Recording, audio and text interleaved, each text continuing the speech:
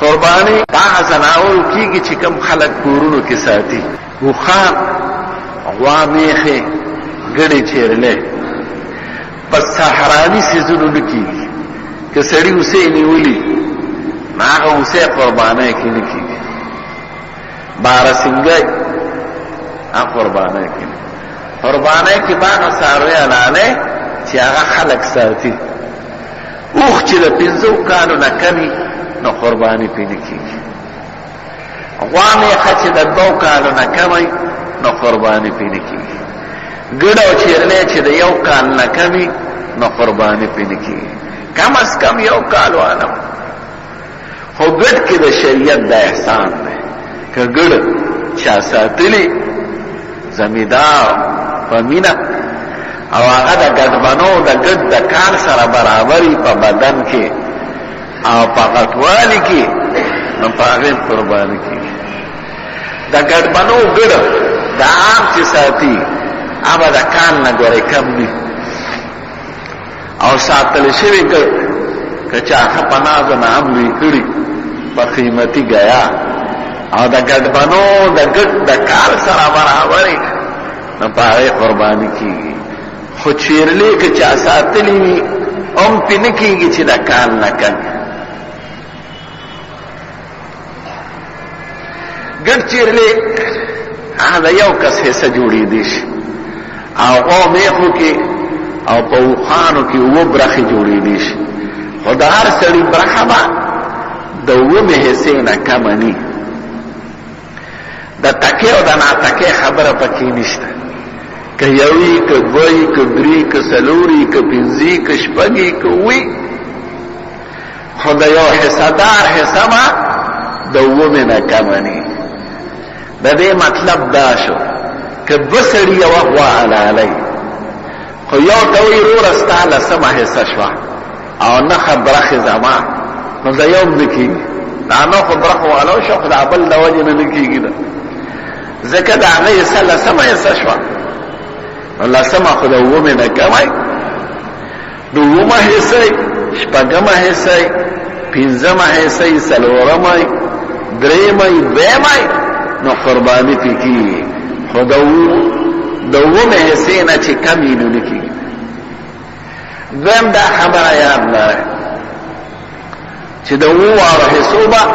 نیت د قربانۍ که یوې حصې والا د قربانۍ نیت نه وي اسی وی خو خزان نه پیدا کو یا د وی واده نه دی هغه کې به ولګو نو د ټولو قرباني ونشو یو شي کېږي د قربانۍ سره دا غیر نه علاوه بل شي نه کېږي هغه دا چې سړی د عقیقې نیت وکړي ستازوی شوی دی او د غوا کې برخه ونیسي یوه حصه یا 2 حصې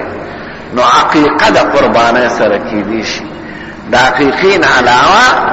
اس قسم شي د قربانۍ سره نشي شریک کېدی او خدای که د سړي حقیقه نه شي د خپل ځان نو ډېر قربانۍ کې حقیقه ونیسي که د بچو کول غواړي یو څخه واله د 2 کالو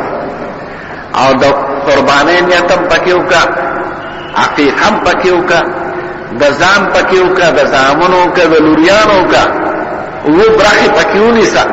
ستا ټوله غاړه خلاصه شوه د بل لپاره هم سړی قرباني کولی شي او که هغه ورته وینا کړي وصیت یې کړي نو دی هغه نشي خوړی به فقیرانو له ورکوي هغه که بغیر وصیته کړی لکه سړی د پلار دپاره قرباني کوي د مور دپاره کوي د پیغمبر علیه السلام دپاره کوي نو هغه په خپله هم خوړی شي لکه خپله قرباني او بل له یې ورکولی ځینې صحابه و کرامو به همیشه د پیغمبر علیه السلام دپاره قرباني کوله یو پکې علی مرتضی دی حضرت علی صاحب به د نبی کریم دپاره قرباني کوله ټول عمر او یو حضرت انس دی هغه ټول عمر یو برخه د پیغمبر علیه السلام دپاره اوس هم د خدای داسې نیکان بندگان شته چې چا له خدای توفیق ورکړي یو برخه د پیغمبر علیه السلام لپاره کوي اصل د امت په ټولو عملونو کې د هغه برخه ده خو چې ته یاد کړې او د هغه لپاره جدا وکړې نو ستا ثواب زیات شي قرباني به کله کېږي دا لوی اختر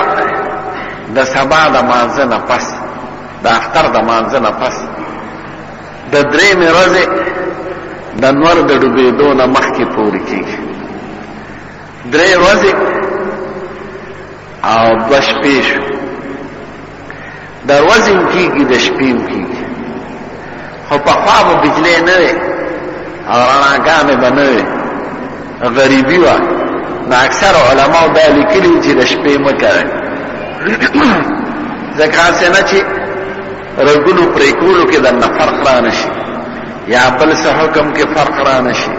اوس هغه سوال ختم دی اوس رڼاګانې دي بجلۍ دي نو د ورځې هم کولی شي د شپې هم کولی شي که د سړي 3 قرباني وي نو پکار دا چې 3 ورځې وکړي چې غوښه هم ښه په طریقه استعمال شي او هر ځل ورته دی په شوق کې که لومبی